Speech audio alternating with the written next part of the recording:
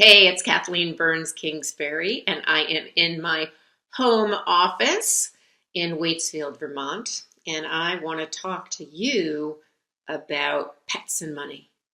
Yes, I'm going to start by telling you a story because I think it highlights a few things that we need to keep in mind when we are thinking about getting a pet and the fact that we need to break money silence about what that's going to mean to ourselves, our partners, and our families. So for years, literally years and years, it may almost be 2 decades now. It's been a long, long time. I have wanted a dog, but I only wanted to get a dog if my partner, Brian, was on board. And when I say on board, not only just financially on board, because it costs a lot to adopt and then to care for any type of pet, and certainly a dog is a little bit more expensive than a cat. And also there's an emotional expense. Walking the dog, getting a sitter for the dog when you're traveling, taking the dog to the vet, whatever it might be. And so despite all those things, I still very, very much want a dog. However, my husband is okay investing the money in a dog and making sure that we have a good vet and a good dog walker and sitter for when we're away, but is not willing to make the emotional investment in having a doggie in our house. Hence, we have our cat Avery. Where you've followed me, you will know that Avery is just love Avery, my kitty cat. But I would love for Avery to have a furry friend named Fido.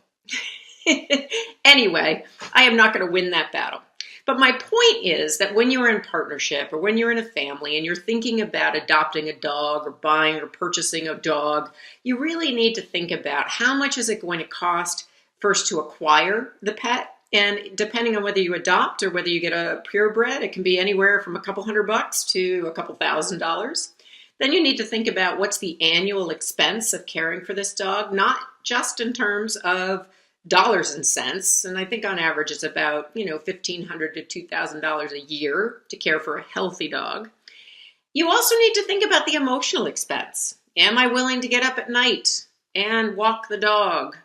Am I willing to raise a puppy? And the one that got me to agree with my husband and not getting a dog is if there is a powder day and it is snowing really, really hard and you want to go for that one last run, but you need to take Fido or Fifi home to go to the bathroom, maybe you don't want a dog. So it's thinking about all these things. In a later video, we're going to talk about the sad but true fact that when your dog or your cat or your pet's life comes to a close, that also can be a very expensive, if not the most expensive chapter in pet ownership. But right now, I just want you to think about what are the reasons why I invest in having a pet in my life? Which type of pet do I have the financial resources for and the energy for? And if I do want a pet like a dog, a cat, a ferret, bunny, whatever it might be, and my partner or my family isn't on board, what are the types of conversations we need to have? And how can we come to some mutual understanding?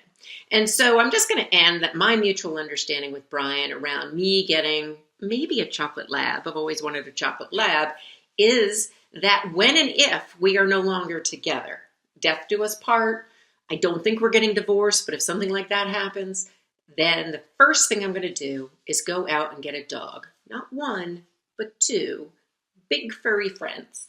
And I'm going to have a dog then. But until then, I'm going to love my kitty Avery. I'm going to make sure that I have the financial resources to care for her and be a good pet parent.